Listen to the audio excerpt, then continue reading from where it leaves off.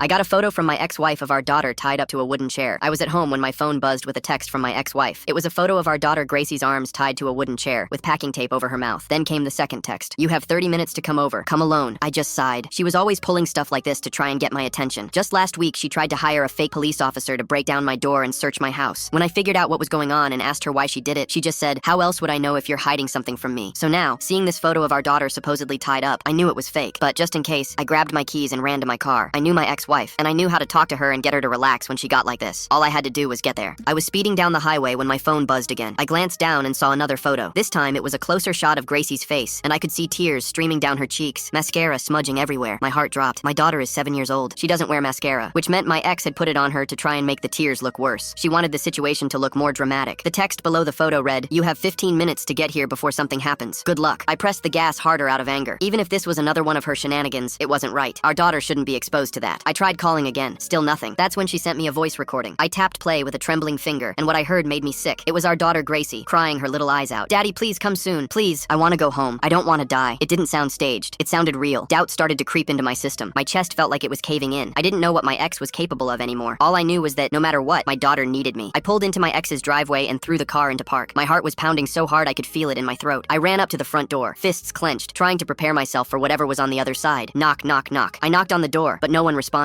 I was just about to smash the windows and break in when the door finally opened. I expected it to be my ex-wife, but it wasn't. It was our daughter, Gracie. She wasn't crying. She wasn't tied up. She was standing there, completely fine, smiling ear to ear. As soon as she saw me, she twirled in her sundress. "Daddy, I missed you," she said, and wrapped her arms around my legs. "Did you like the video Mommy sent you? She told me it was a game you like to play together." I didn't even know what to say. Suddenly, my ex-wife appeared behind her. She had her arms crossed and this little smug smile on her face like she had just won something. "See?" she said, smirking. "I told you I knew how to get your attention. I knew you'd show up." She was lucky she was a woman. Otherwise, I'd throw her across the room. Anger boiled my blood. I wanted to scream at her, but I tried to stay calm and be a good role model for Gracie. I asked, "Did you pretend that our daughter was in trouble just to get me to come here?" She rolled her eyes. "Yeah, what was I supposed to do? I miss you. I haven't seen you in weeks, and you never answer my calls. You never respond to my texts. You never—" I held up my hand to get her to stop talking. She stopped. "You know what your problem is?" I started. She didn't know what to say. I continued. "Your therapist tells you that you struggle with narcissism," I said slowly. "Your mom tells you that you had a rough childhood. Your lawyer tells you that trouble follows you everywhere. You want to know what I think?" She went quiet. For once in her life, she didn't have a comeback ready. "I think they're all wrong. I think you're just boring." Her face twitched. "The only reason you create these huge catastrophes, and the only reason trouble follows wherever you go, is because deep down you know that without them, no one would ever pay attention to you." She opened her mouth to respond, but I was already done. I looked down at my daughter, took her hand, and said, "Gracie, say goodbye to your mother." Long story short, I got full custody, and my daughter doesn't miss my hoe ex-wife.